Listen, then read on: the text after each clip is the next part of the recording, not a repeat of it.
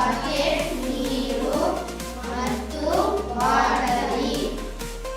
ಬಾಟಲಿ ನೇರವಾಗಿ ನೀರಿಗೆ ಹಾಕುತ್ತಿದ್ದೇನೆ. ಬಾಟಲಿ ಮೇಲಕ್ಕೆ ಜಿಗಿಯಿತು. ಬಾಟಲಿ ಓರೆ ಮಾಡಿ ನೀರಿಗೆ ಹಾಕುತ್ತಿದ್ದೇನೆ. ಗುಳ್ಳೆಗಳು ಪ್ರಾರಂಭವಾದವು. ಬಾಟಲಿಯನ್ನು ನೇರವಾಗಿ ಹಾಕುತ್ತೇನೆ.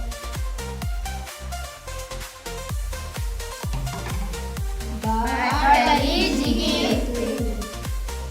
ಬಾಟಲಿಯನ್ನು ಓರೆಯಾಗಿ ಹಾಕುತ್ತಿದ್ದೇನೆ.